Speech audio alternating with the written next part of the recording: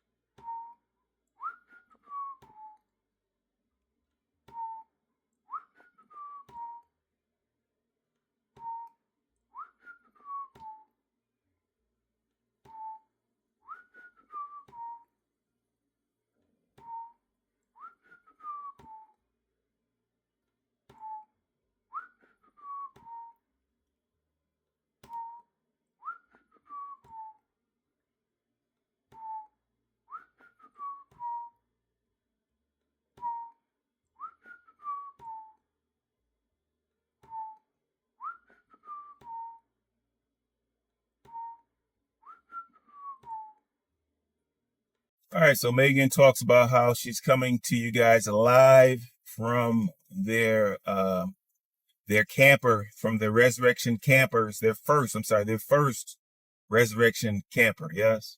She talks about how she gave you guys 3 testimonies, or a testimony about the 3 previous campers, or the 2 previous campers that they owned. And I'm like, okay, what kind of testimony is it when you dig a hole for yourself? Okay, when you guys are living in a sardine can, yes? We thought that a Hema was a sardine can. Can you imagine cramming those 3 boys plus 2 adults in this supposed happy camper? Can you imagine? But you somehow you claim that it's a testimony, as if it's something that God wanted you to go through. Yes, we do know that we have free will, and so certainly, Megan, if Tim could convince you to sell your house, sell your inheritance house, and move into a raggedy old camper. Okay? Barely useful, barely suitable for 2 people. If he could convince you to cram 5 people, 5 human beings in that little camper, Megan, okay, don't put that on God, okay? And don't try to claim some type of testimony, yes? But you talk about this being your first, the first resurrection camper. We know that it was not even named resurrection camper back then. And then, oh, by the way, you talk about, well, we named this one Happy Camper. And I'm like, okay, now, and then you say, well, the identity is Happy Camper. Okay, and we do understand, most of us normal viewers and human beings, we do understand that identities are based upon people's personality and some of their characteristics. Okay, and so how are you claiming that this inanimate camper has an identity as being happy? Okay, I have not heard you testify to any of the supposed happy times that you've had in that camper, Megan.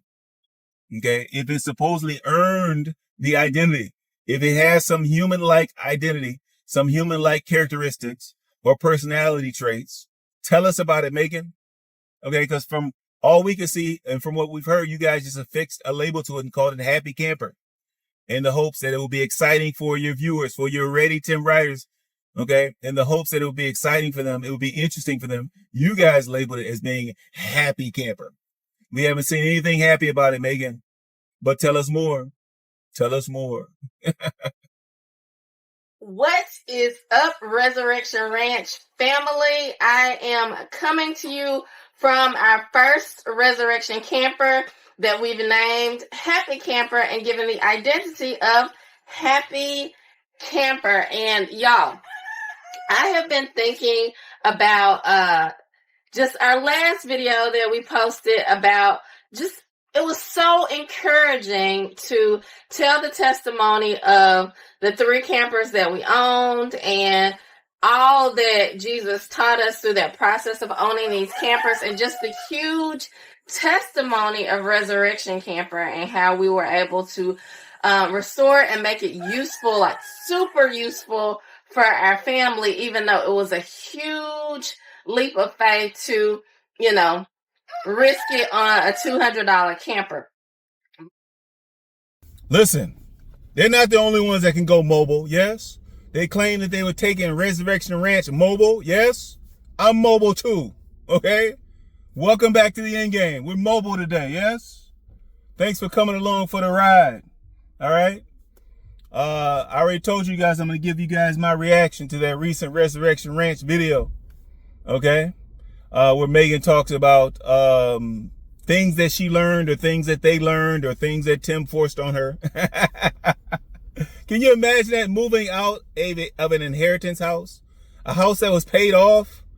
And your husband, can you imagine your spouse? Forget about just can you imagine your spouse convincing you to sell that house to move into a raggedy old camper? Can you imagine? But hang on, guys, hang on. All right, so Megan says that she came to the conclusion. She came to the conclusion, not the realization. She came to the conclusion that there wasn't much difference between the 3 campers that they owned. Okay, now, first of all, the $15,000 camper, we do understand by your admission, that you are on a lease to own contract. Okay, we do understand. And us city folks, we understand clearly what it means to lease something, yes? Okay, and so if you lease an apartment, you do not own the apartment. Yes? If you lease a 0 turn, you do not own that 0 turn, yes? Okay, and if you lease a car, okay, let's say someday Tim decides to get you a car, Megan, or he decides to replace that raggedy old Excursion with a Tahoe or something, okay, and he leases it, okay, Megan, he and you will not own that vehicle, yes? Leasing does not imply ownership, yes? Okay, most of us out here in civilization, in the real world, we understand that when you do a lease to own, it's similar to a rent to own proposition, yes? And I guess you guys are trying to avoid the word rent. Yeah. So you call it a lease. Yes. For a vehicle, I guess they call it a lease. Okay. But now you did not own that first one. Yes. That $15,000 camper, you did not own it, Megan. Yes. Okay. And we do understand that you guys are prone to exaggerate. Okay. We know that's one of Tim's greatest, or one of his strongest qualities. One of his strongest skills is exaggeration. Yes. But Megan, come on now, Megan. Okay. In one breath, you're telling us, you're admitting that you had a lease to own contract with them. Yes. Yes. It's just like lease to own or rent to own. You rent some furniture, you pay on it until you essentially pay enough off to where you can eventually gain ownership of it. Yes. Okay. So if you were on a lease to own with that first camper, that means you guys are making payments. You were leasing it. Eventually you were going to have ownership of it, Megan. Okay. So let's get that straight from the get-go, Megan. Yes. All right. I know you're trying to hang on to these Resurrection Ranch viewers. I know you're trying to hang on to your subscribers. Yes, Megan. Okay. But do yourself a favor. Don't stretch the truth too far. Yes. Okay. And exaggeration is when you take something that's truthful and you stretch it a bit. Yes. Okay. But a lie is when you take something that's completely off center. Yes. Something that's completely unconnected. And you just try to create a storyline around it, Megan. Yes. And so I'm not sure I would classify this as being an exaggeration. This one will be tending more toward a lie, Megan. Yes. But from one breath to the next breath, you were leasing it, but yet somehow you owned it, Megan. Come on, Megan. And now you say there wasn't really much difference. Now, of course, the primary difference, of course, is that the $15,000 camper, I'm sure that camper would sleep 3 people comfortably. Okay. I'm sure. Okay. And then the $2,700 camper, I'm sure that camper slept at least 3 people comfortably. Okay. But now this raggedy old supposed happy camper, okay, that camper sleeps 2 people, provided that they are husband and wife. Husband and wife. Yes. Those 2 previous campers, they had dining space. They had dining area, someplace you could eat. Yes. Someplace where you could convene. Okay. All right. So they had space to move around. They had regular bathroom amenities. Yes. With a regular toilet. Okay. Maybe a reduced size shower, but a regular shower stall. Yes. Okay. So there were huge differences, making huge. Yes. Just because you had some of the same issues on this the raggediest of the campers, just because you had some of the same issues between the supposed happy camper and the more expensive campers doesn't mean that they were pretty much the same. But tell us more, Megan. Tell us more. And, Tim and I were just talking about it. And what we realized is going to shock you. Seriously. All 3 campers that we own, we realized something that it was shocking to me when I came to the conclusion. But what we realized was that there wasn't a whole lot of difference between the $15,000 camper, that's the first camper that we own, the lease to own agreement that I told y'all about last video. The first camper that we own, it was $15,000. Now, the second camper that we own, we paid $2,700. And the third camper that we owned, we paid $200. That's Happy Camper, this resurrection camper, our first resurrection camper that we literally, brought up from the bones. All right, Megan doubles down on the fact that there was really no difference between the 3 campers. All right, at least with the $200 camper, which I guess Tim said it was $260, but Megan is stuck on the $200 figure. So we don't, as viewers, we don't know which figure is correct. Yes. But now there's no difference. You're saying there was really no difference between the campers, Megan. First and foremost, that raggedy old happy camper doesn't have ample living space, Megan. That would be a stark difference. Yes. That raggedy old happy camper was missing the roof. The top was torn off of it. Yes. The top was torn off it like it was a canned good. Yes. Like it was truly a sardine can. The top was actually ripped off of it when Megan pulled it into the driveway and said, "Hey, honey, I'm home." I'm home. Yeah. But not really many differences, Megan. Are we kidding? All right, I don't know how much longer I can hang on this one, but what else, Megan? What else do you want to tell us about what you learned about those 3 different campers at 3 different price points? Okay, such that those 3 campers are really about the same. Okay, what next, Megan? Are you going to try to convince your viewers that they should go out and pull a camper off of the trash heap somewhere? Go out to the local junkyard or the local salvage yard and find a camper. Okay, go out into the country, travel around the country, the countryside. Go out into their rural areas and see if they see any campers parked and discarded somewhere, and claim that camper as their own. Yes, rather than spending a few dollars and making a wise or a sound investment, go get you a raggedy old camper. Go get it. Megan, I'm guessing, Megan, that you're going to tell them they have nothing to lose. Yes, nothing to lose at all, right? Tell us more, Megan. Tell us more. But we thought about it, and they're really, like, all 3 of those campers had the same problems and the same issues. There really wasn't a whole lot of difference between this $200 camper and the $15,000 camper and the $2,700 camper, because they all had some issues with water leaks. They all had some real... All right, so Megan admits that the place that they were leasing the $15,000 camper from, they were responsible for maintenance, yes? Which, of course, verifies, it confirms the fact that you guys clearly did not own it, Megan, yes? Okay, Megan, I know you're a country girl, but you're an educated country girl, okay? You know what it means to claim that you own something, yes? Especially with your husband, Tim, and you, Megan, tossing in people's face the fact that you guys desire to be debt-free. Yes, if you desire to be debt-free, you know the difference between owning something and leasing something. Yes? Okay? But you talk about the fact that you guys got out of that agreement, Megan.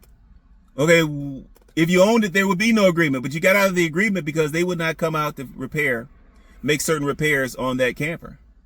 Okay? And Megan, you talk about the fact that even with the $15,000 camper, there were some flaws that were hidden by lipstick and covered by drywall or tin or what have you, yes? And I'm like, why does that sound familiar to us, yes? Okay, now, Tim, considering that he's proud of the work that he put into that hellhole of a camper, he actually showed us the fact that he did subpar repair on the joists, okay, along the ceiling of that happy camper, yes? We see the repair job that he did on that, yes? Okay, we see what he eventually covered with drywall, yes? And of course, we see what he's eventually going to pass on to some unsuspecting viewer / subscriber / ready Tim writer. We see it. Let alone to someone that's willing to fork over some dollars for it. Okay, whoever they might be to convince to actually purchase that. We do understand that you're going to cover up all of the flaws, yes?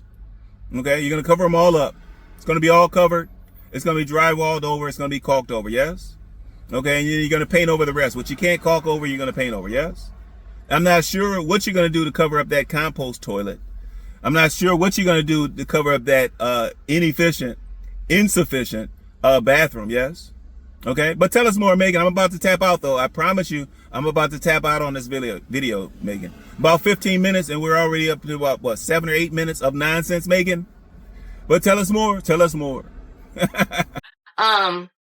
You know, issues with water leaks, rotten wood that needed to be replaced once you uncovered it. But now, the $15,000 camper, all of that was covered over and lipsticked, and you would never know some of the issues until your foot would hit a soft spot. And we would call the camper place because since we were in a lease to own agreement, they were doing the maintenance for that camper. So we called them. We told them what the problem was. They never actually came out to fix it before we, ended that agreement and got out of the camper because they knew what was up. They knew that it.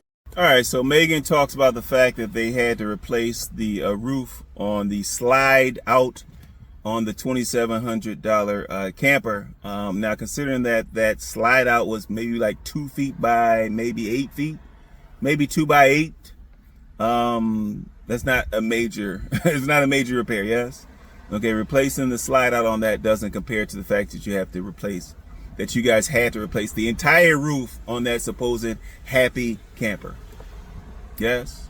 And then you try to say, well, the beautiful thing about Tim bringing home this raggedy old camper, the beautiful thing, okay, not only did I have to leave my comfortable abode, the comfortable heritage or inheritance house that was left to me by my parents, not only did I have to leave that, but the beautiful thing is that when we stepped into the happy camper, we could see all of the flaws.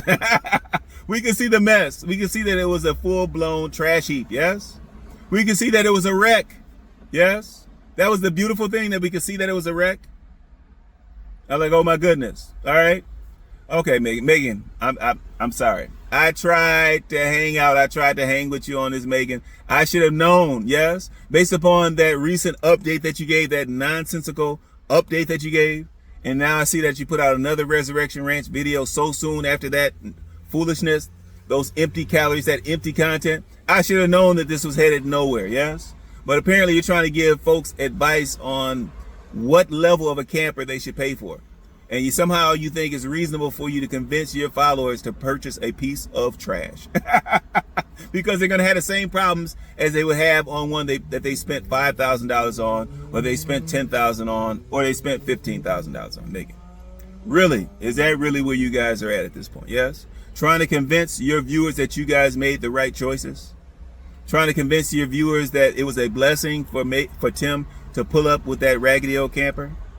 Is that really what we're talking about at this point? I can't believe it, Megan. But tell us more. Tell us more. Was, a soft spot because there was a water leak, because there was, rotten wood that needed to be replaced, and a leak that needed to be fixed. Now, the second camper that we own, the $2,700 camper, we actually uncovered a water leak resulting from a roof leak where we had to literally replace the entire roof on our slide out and reframe our entire slide out, replace all the wood there. And so we literally did on that slide out what we did on this entire camper. So the extent, I will give that to you, the extent of the replacement was greater on this camper. But once you've done the work, you've done the work. So it's essentially the same. And the beautiful thing about this camper, our first Resurrection camper, is that we saw all the problems. Nothing was hidden under some couch cushions, right? We knew what we were getting into, and we were able to just go in and fix it. So we were just mind blown when we realized that, hey, the $15,000 camper and the $2,700 camper and the $200 camper all had the same problems, and just to the extent was different. So all right, so Megan, eventually she gets to guess where she was headed. She said, you don't have to be afraid of the free camper. Yes, you don't have to be afraid of the camper that's falling apart at the seams. You don't have to be afraid of it. I'm like, oh my goodness, Megan, what in the world? And she's talking about, well, the reason why you guys shouldn't mind buying or accepting a piece of trash of a camper is because the prices of campers can be astronomical. And yes, that is true. Yes, because some people, they live in their campers, okay, but they live in them when they have suitable living space. But Megan talks about, oh, the price of a camper can be as much as the price of a house. Oh my goodness, it could be the camper could cost the same as your house costs, yes? And I'm like, okay, Megan, we already understood that, Megan. Okay, when you told us that you guys were leasing or renting that first camper for $15,000, we know that it could be the price of a house, because isn't that the same amount that you paid for that raggedy old mobile home that you call Emma/Hema, yes? $15,000 for that camper, $15,000 for Emma. Or maybe Emma was $20,000, yes? Okay, really no difference, okay? So you're claiming that it was a piece of trash, that the $15,000 one was a piece of trash, and guess what? Emma is also a piece of trash. But that's it. I can't take it. I can't take no more. Essentially, you don't have to be afraid of the free falling down camper. You don't have to be afraid of the rotten camper, because campers can be astronomically expensive, super duper out of control, as much as a house expensive. And you know what? Those campers, if the seals go bad, can have the same problems as the camper that we're in today. And you know what? All of that can be replaced. So all of the wood can be replaced. Campers are essentially a metal frame and wood, and I would recommend some tin or wood siding if you're looking to restore a camper, or you're looking at a camper that's really, really falling down, because that's literally what held this camper together as we brought it back when Tim was hauling it back to us. I think he got it in Alabama somewhere, but when Tim was hauling the camper back to us, that's what was holding it together. So the metal frame, if you can get one with the metal siding, something that's not going to decay like the wood when it gets rotten, then you can just, keep the metal framing and then come back, tear out all the wood and kind of come back with the wood and replace the wood. So, and Tim, at the time, this is kind of where he learned, and it was great. I can't take no more. That's it for my reaction to that recent Resurrection Ranch video where Megan tries to convince some of her viewers or supporters or subscribers to take this happy camper off of their hands. Okay? Please like, comment, and subscribe. Chop it up in the comments. Burner Tim Heavies, I expect to see you guys there supporting your king, supporting your queen. Of late, your queen. You're supporting your queen too, although you don't speak of her much. I want to shoot some love out to my current subscribers. Thank you for showing me that love. I do appreciate it. For those viewers that have not yet subscribed, please consider subscribing so that we can continue to shine that light. Until next time.